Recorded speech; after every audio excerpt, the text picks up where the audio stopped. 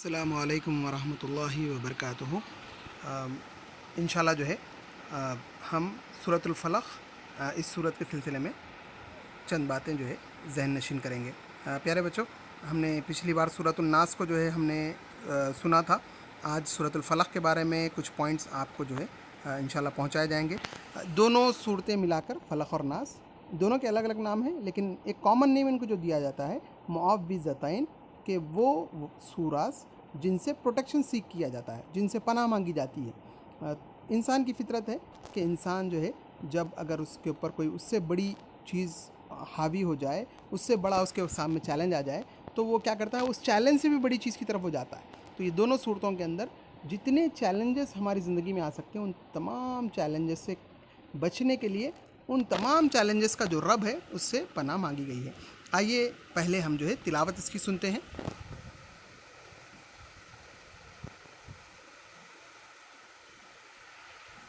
بسم اللہ الرحمن الرحیم قل اعوذ برب الفلق من شر ما خلق ومن شر غاسق اذا وقب ومن شر النفاثات في العقد ومن شر حاسد اذا حسد۔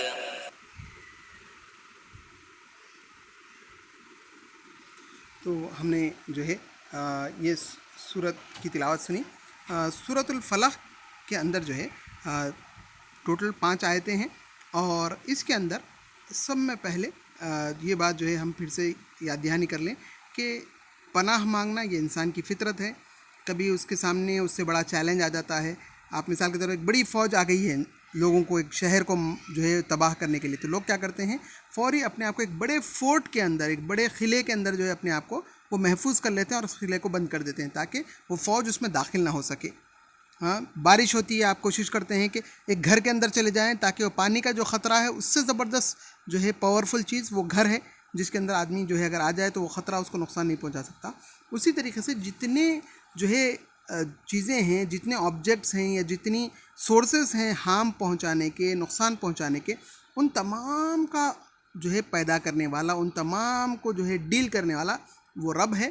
تو اس رب سے جو ہے ہم پناہ مانگتے ہیں۔ تو اس صورت میں پناہ مانگی گئی ہے قل اعوذ برب الفلق، کہ کہو میں پناہ مانگتا ہوں صبح کے رب کی، من شر ما خلق، ہر اس چیز کے شر سے جو اس نے پیدا کی ہے، ومن شر غاسق اذا وقب، کہ رات کی تاریکی کے شر سے جب کہ وہ چھا جائے، ومن شر النفاثات فی العقد، اور گروہوں میں پھونکنے والوں یا والیوں کی شر سے، ومن شر حاسد اذا حسد، کہ اور حاسد کے شر سے جب کہ وہ حسد کرے۔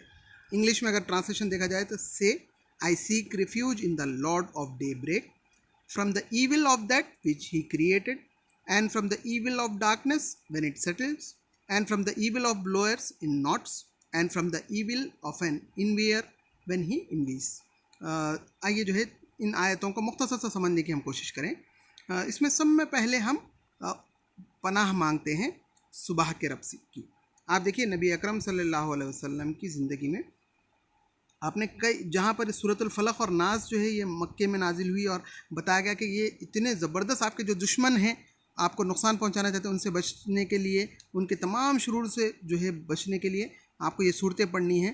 تو وہیں پر جو ہے اللہ کے نبی صلی اللہ علیہ وسلم نے ان صورتوں کے علاوہ کئی ایسی دعائیں ہیں جس میں آپ نے کئی چیزوں سے پناہ مانگی ہے۔ یہاں پر جو ہے اس آیت میں، پہلی آیت میں سورۃ الفلق کی بتایا گیا کہ قل اعوذ برب الفلق، کہو کہ میں پناہ مانگتا ہوں صبح کے رب کی۔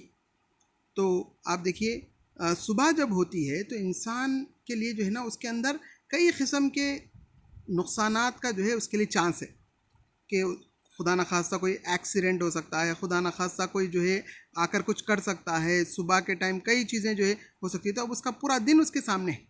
جہاں پر ہم نیند سے اٹھنے کے بعد یہ دعا سکھائی گئی کہ الحمدللہ الذی احیانا بعد ما اماتنا والیہ النشور، تو وہیں پر جو ہے صبح کی دعائیں اور شام کی دعائیں سکھائی گئیں۔ تو صبح کی دعا ہم کو یہ پڑھنی ہے کہ اصبحنا و اصبح الملک للہ رب العالمین، اللہم ھذا اليوم فتحہ و نصرہ و برکتہ و نورہ و ہداہ، اللہم انی اعوذ بک من شر ما فیہ و من شر ما بعد۔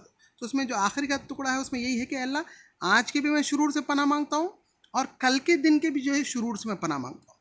تو سب میں پہلے ہم اس رب سے یہ دعا مانگتے ہیں، اس پناہ مانگتے ہیں کہ اللہ اس صبح کے رب آج دن بھر جو ہے اس کے اندر جو ہے شرور ہیں، جتنے بھی نقصانات ہیں، ان تمام نقصانات سے میں جو ہے تیری پناہ چاہتا ہوں۔ پھر من شر ما خلق، دوسری آیت میں جو ہے خاص طور پر جو ہے تمام جو مخلوقات ہیں اللہ تعالیٰ کی، تمام کریشنز ہیں، اس کے کریشنز میں اللہ تعالیٰ نے بائی ڈیفالٹ فطرتاً انسان کے لیے اچھے کام کرنے کو رکھا ہے، لیکن اس نے چوائس دی ہے انسان کو کہ چاہے تو وہ اچھا کام کرے چاہے تو برا۔ تو اللہ تعالیٰ نے جہاں اچھائی رکھی ہے ہر چیز کے اندر، وہیں پہ برائی بھی رکھی ہے۔